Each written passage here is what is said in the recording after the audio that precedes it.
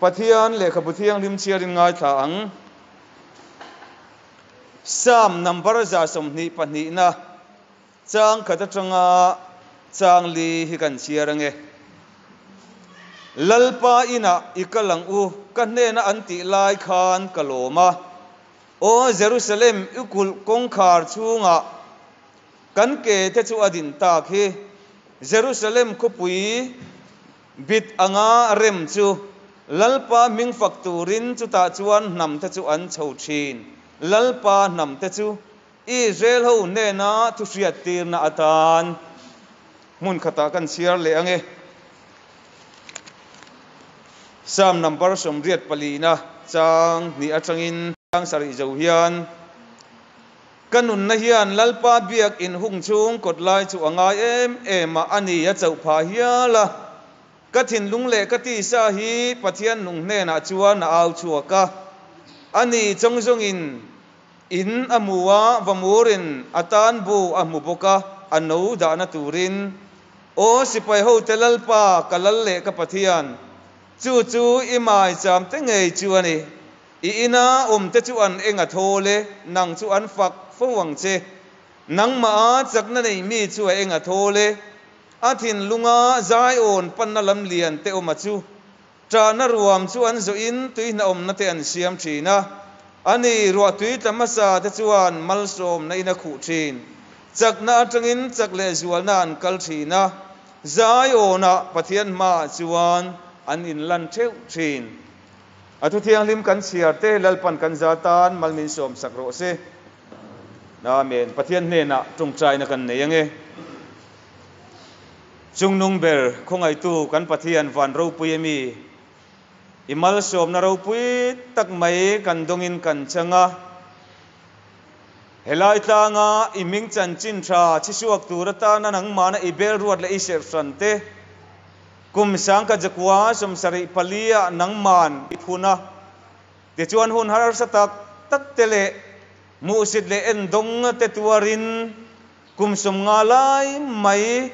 nang ma ming wa vai puini mi te helaya nang man ivengini kai suaya te chuan golden jubilee lom thei turin nang ma en kolna le imal som na kan dona wangin kan lom em ai nena lom tu kan don soini ti chuan lalpa kan pathian nang ma kan pola iche na turatan kan polo mal som na ibiak bok in thiang lim poro pui tak mai nang man min din saka tin na chunga abunga ruwa te po thatak tak mai lalpa nang man min pe ani hengi thil min pek zonga hian lom thu kan non soya amaro chu lalpa hemia hian kan du tok ngot lo ibiak bok in thiang limin nang mani thara vai lu lo chuan ruak don ani chu wangini kausan hoten kan mamo ber nang ma tharau thiang limin he biak buk in thiang limin ron luang che imi te chuta chuan lalpa nang man khamwan la an mamo na pianga in thiang lim ron pantu te na nungin ron in puang thi nang che kan lalpa Isu Krista ming thiang limin kan ron di la che amen ole kan ngai tak tak ang khan ho lalpa ina ikalang u ti thu kan zer ho don ani thu pui kan lu tak tak ma in America ramakhuan research team pakhathian research an beya khovela hian thu thil ti thei berle thu duom ber hi enge ni ti hi an dapa an zonga mitam tak an kom kualani chuta an mu chua chuan khovela thu thil ti thei berle thu duom bera an than chua jinga atam ber pathum chu nu ti le van ram ti le in ti hi khovela thu thil ti thei berle thu duom bera an mu chua ani apoi mo hlom reng mai boka heng thu thil ti thei pathuman than chua jinga hian a ber lua tu chu nu ania adot tu chu van ram ania adot tu le chu in ani ngat nge van ram hian thu til ti thei berle thu du om bera pakhat na muna chan lo le ti te ka ngai tua ole in chungchang hi apoi mo hle maya kan tu le kan fa ten chen le rual an ko ma thian te an ko map khola ya an leng chuaka an thian te ne nan in ti thiam lova an hawa an chap thina ni kan fa te tuan la ya an thian ten an vel tra chuan khoi lai nge an mit tha ma sak bera khoi lai nge an pan thin ti hi kan se chiang ani an mani chen na in an ron pan masaber thina ni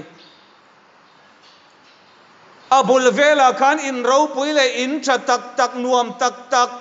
ding ir khup ma sela an mani in churap in chete poni sela an thian ten an vela an thian ten an ti tra lai khan chung in ro pui tak tak chukal pelin an in chete rap into an ron pan chin ani tin pui ting te po kan ni thowa mi te ina kan le ni kan dam lo wa kan pum te lo nuam lo wa kan lu te lo nuam lo ni chuan kan mit kha masak ber chu kan chen na in chunga kan khum nuam tak khi kan mit kha thin tin ram nuaya kal teng te po kongan bo thina heng kong bo te hian enge an ngai tua masak ber kan ti chuan an pasal fanau an nu pui fanau te ne na hlim taka athuma al an eja na thin an in an ngai tua masak ber thina ni ama ero chu ho na tur kong an siat lo awangin ram nuaya an bowa in an khen thei lo nuwa chuan enge an ngai tua masak ber kan ni kan ti chuan in dot tu tur an ma ni tom hul na tur tho tho an ngai tua masa ani chu chu eng wange kan ti chuan kan nun le in hian in zom na thuk tak ani ti hi kan fiat chian a poimu ani hei tui ta tur teng te po hian an ril ru le mit kha an mu masak ber chu an in chung ani an ti thin ani adik po alo dik mai thei ti ro u a chan chu in hi chung kwa ina mangai na kan in trom na mun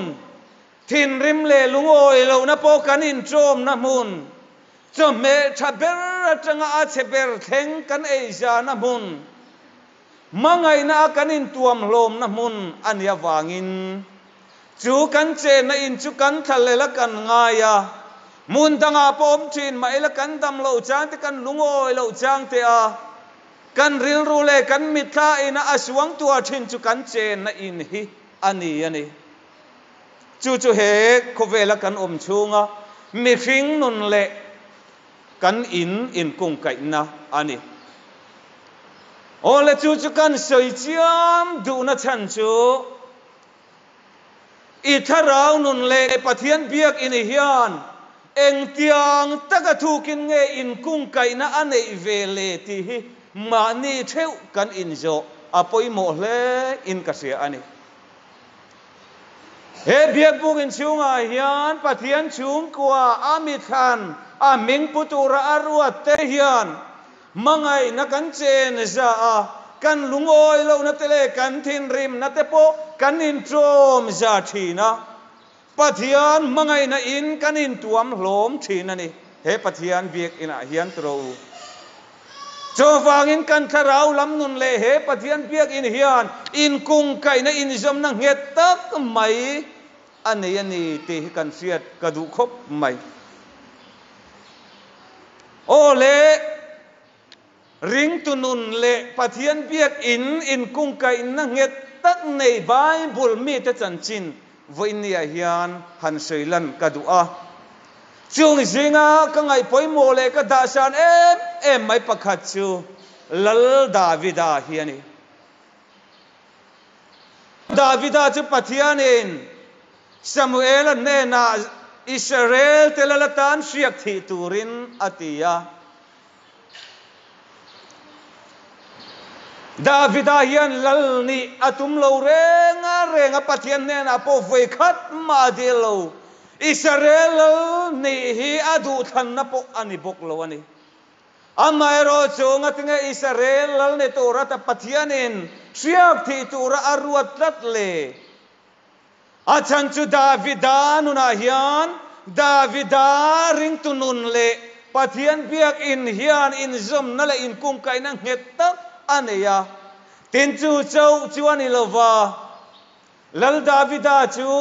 an chung kwa rong pol na napoi mo tak mai ran rual en kol na athokani chu ran rual en kol na athoa chuan a ran rual te chu mangai em maya ran sakol ten an ran se don po in aral thuam nei ve chunin chong ran sakol aberam tele aran rual se tu tur te kha anun chan huamin alo be le ta athat thi nani chutiang taka aran rual aberam te mangai tu chupathian hian wa na tangin alo muwa ama nam thana minga putir Israel aberam te kha an lalatan ti ila avam mangai donem ti chunglam thiam na tangin alo lang fia em maya cho wangin pathian hian an nam than Israel te lalatan it em mai ni aran ruala beram te mangai malom antan thi po ahuam man ruale ral thuam chu anga lo kan ring tununa hian ral thuam kan lo nga lo po ni mai the lam chau po hi upain kan ral thuam ane mai the amai ro chu kami kan lan chu atira kha kan beram te ven him nan hian lal patan ating to gani ti he kan siat apoi mo hle in ka siani chu wangin lal Davida chu pathian in athanga siak Samuel an athita he Samuel an siak athi dona Davida ril ruput manghan thiang limzia te hi ka ti ani Samuel an siak athi dona Davida unaw te ka apa enadin tlartir vet maya Samuel an siak bom nen adin chila san cha pui mel cha tak te po anni ma se Samuel an siak athi don khan akal pel ta zung maya asiak thi tur pathian in aruat tak khalo tatlat lo ma an pa ber bula heng chau hemi fa inai an tum ber Davida chu ram nuaya an rante avengani ti an sil chuan akau tirta et Davida lo honga aril ruput mangtak hilom le kau san ho te po hian kan mamo thin chukati apa nena voi khat ma apun noi lo khati ko pan chung ko tana na changkai le na ro pui thoka an chung ko tana man ro changkai lutuk ni sia khan Israel lal ro pui tak ni tura sia ka ti dona fa te tin tar jinga khan ading tar tel velo kha vui vai ta se om lutuk kapa ifapa amin share ve nange Israel te lal tor sia ka ti dona fa ta jong kau khom tu rena ti chenga tinge mitel velo na poi mo tak ka thok ve tholom le ti in phun noi don se a om renani ma se phun noi mya lo maya phun noi mya la vin ngoi reng mai na dinga Samuel an siak athita apa te khan ko lo vin chan natura te po an fa panau pang ber kha ko tel velo ma se aran rual te amangai na kha pa ngai reng mai ani aro pui hikatiani kausan upa tele athi be chin te han ngai tua taila pathian bel ruat kausan beram ten kol tor kan ne rual hian kausan suai tu ten engemo amin lo ron thengil chang te lo om chin kausan na chan vo poi mo tak ka thok tua kausan tan chanem kalo ngai to thinatia vui ya beram te en kol chul thak du khopa thin rim na lan te thin te kan ni thinem ti te kan ngai tu apoi mo le lalda vida chu ani velo ani engang pon kating ang chantra po khan ko tel velo ma se abera maran rual te amanga idan ngai reng mai kha pathian hian mu namatia kathin lungang pome ka charta atiani lalda vidanun changa hian pathian biak in le lalda vidanun hi a in kung kai tlat amai chame alan chian em chu sam zia ka khan kan chiarani sam som riat pali na kha helai thu hi sam number som riat pali na thu hi aro pui em hian ka sia ani kanun na hian lalpa biak in hung chung kot lai te chuanga em ani a chau pha hiala atia kan soita kang khan Samuel and Davida chulalata na siya kan thi aayalo lal masazok lal shola kha alung nilo ta em maya Davida la karil ruchia apua aay o alal tur ka angai theilova ti lum atumani ti kan sia ani chawangin lal Davida hian anun hum him na turatana mun lataka pathian biak in omlo na muna rampalai lenga atan bowa puka atom bowa ni chulaya tom bona apo chuan lal Davida chuan amit khale athin lunga angai tu ber mai chu pathian biak buk pathian biak in kha amit kha thinani a om na puka khan pathian a bethei lom ni bethei thove ma se chu ring tunun kong atana hian kan kal kong alo ni berlo thin puka khan mun chu anei renga puka po khan pathian chu a bethei reng ama ero chu pathian biak in thiang lim pathian a biak na thin angai em maya aril ru chu lama chuan a hoite the chu wang in chulai muna chuan nakina chuan pathian ala belenga pathian nen lim takin anin pole ang ti hi aril ruwa angai tua chu angai tua na wang chuan ram palai leng puka po chuan lim takin pathian a fak the ani chu pathian a fak the na chumo aman nun le pathian biak in khan in kung kai na het tak ani wang ani jong te biak in chunga buan han neya vamur ten buan han neya biak in chung le chung sawa te chuan an in kung kai nget ema an chian ne pathian fak thina ni ti amu khan kalve achak em mai thina ni ten lai changa hian Jerusalem hiram latak takachangin an ron pan khoma pathian biak ina in lan turin pathian pola pathian biak ina pathian len in tok turin ram latak takachangin ram thiang limi an ron pan thina ni chume chung chang thu chu sam som riat palina hian aron soya kilometer za chuang ala tang tenan ron kala kan siar thak zel chuan ta naruam chu an zo in ani tuina om nate an siam thi natiani he ta naruam hi enge bakaveli ti inan sei thina Julai ta naruam an zo chuan ram thiang lim to lalpa biak in thiang lim lalpa pol tura kal thin te kha he ta naruam a yan mi tamma tak te chu an beidong thina pathian biak ina pathian ma an in lan thailo thin a kong hi a kheng em mai ni han ngai tua te tun hun khovela po hian e pathian biak in kheng phalo kong nai te angalang si hi a kong alo chau em mai akara hian tra na ruam pal tang alo ngai photo thin cho wangin pathian biak in alalpa ma in lan theilowa pathian biak in kheng patolo hi zo ram ring tua te ponan tam em ani kan pastor zinga pakhat chuan tianati kabiala hian member kabial pumpui ni lawina omna kausan bial center kausan soina ni chu member zathum som thum vel kan oma zan ina in khom hi mi som pakhat kan ni ti in grupa aron posani member zathum som pakwa te kha khoya angin om kan ring tunun le pathian biak in hian in kung kai nai avan lo nei to om lo em ti hi karil ruwa hian alang lian em mai ani amai ro chumi ta chuan Jerusalem pathian biak in temple kha ram thiang lima temple kha ngai em maya chowangin ram lataka 10 kilometer za chuang an ron kala tra na ruam an pal tlangai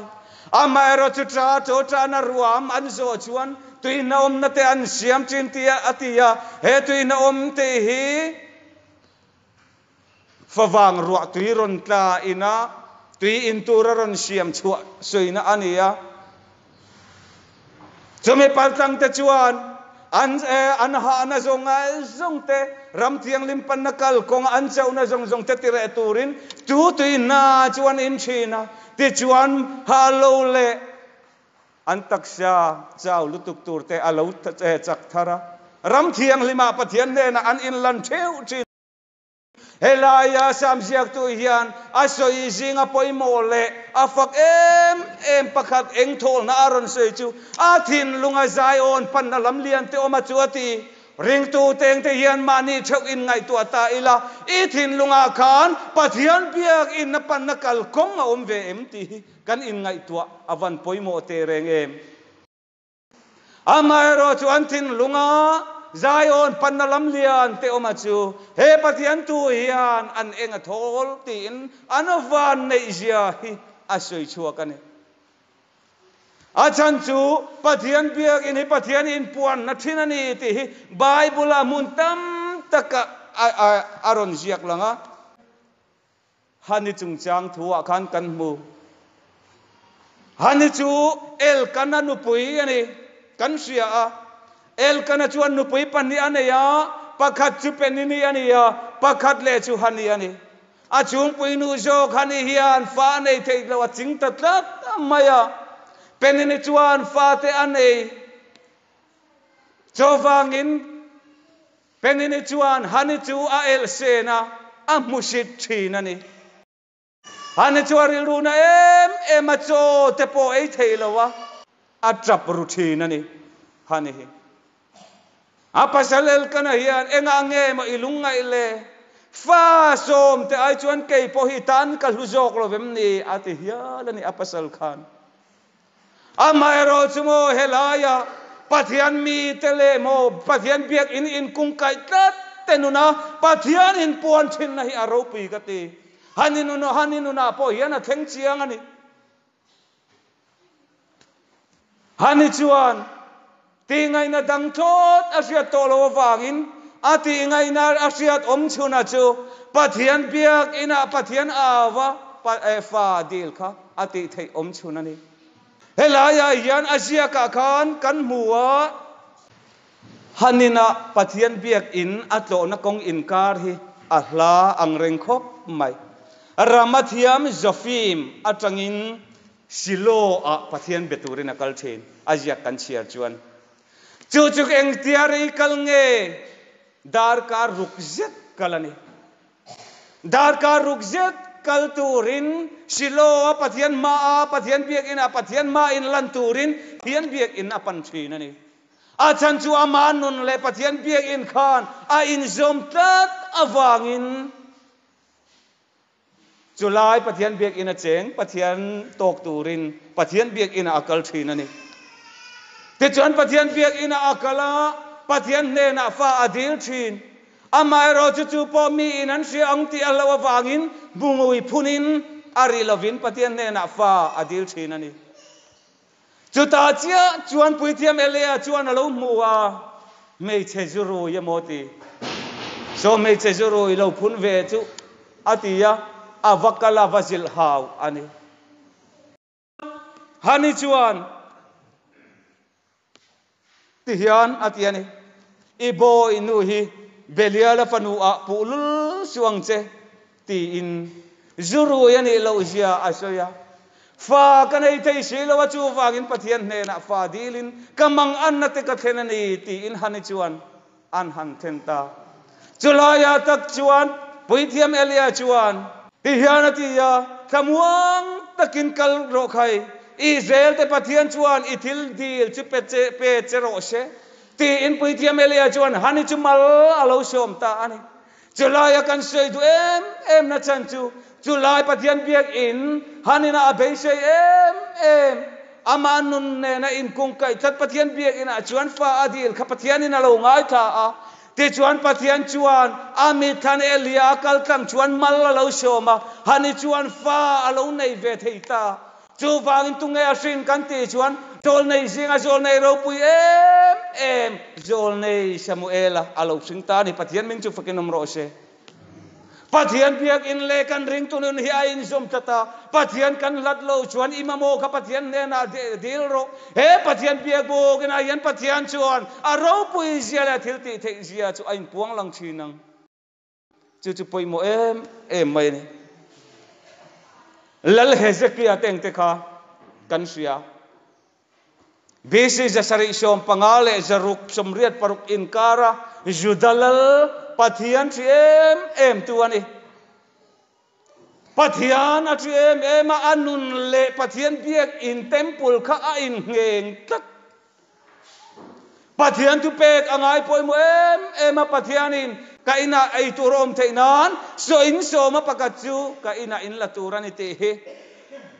Hezekiah hian anun puitlat maya cho pathian temple chuan Hezekiah chu anuna beta chu wangin pathian namthan Israel te nge kha Jerusalem pathian biak in lama anrel ro a hruai luta pathian til pek po chu Jerusalem lam hoin Israel te kha pathian ram til pek po peturin ati thina ni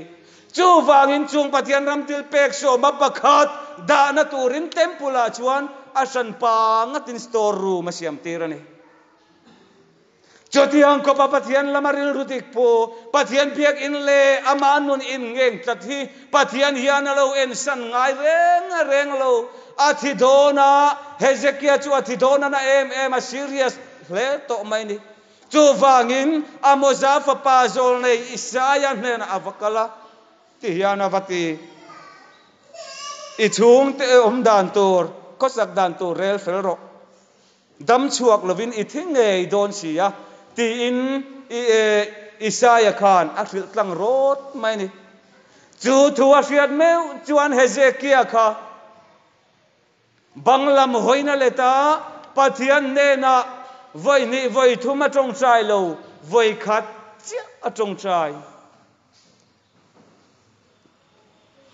lalpa ilakatin riru thafam kim puwa ko misiate tiltra kati te kamin siat sak rengang che ati aro pui kati helal Hezekiah hi kei chu thi ve don taila chu tiang din huna chuan ding ve taila enge ka sei veng o kati lalpa ka suang na zong khamin ngai da mangche kan tianga kan thil sual ti kha kan muzut zut mai theini tero amaro chulal Hezekiah ero chu anun le pathian biak in ain zom tat awangin athi don ruaya atong sai na apo lalpa min ngai dam ro tina tong sai lo ela kariru thapam kim puwa ko misia te khamin sia sakang che an tong sai chuta chuan pathian hian voi khat tong sai na kha alo changa lal Hezekiah chu kum som le panga kum ma pek belani chu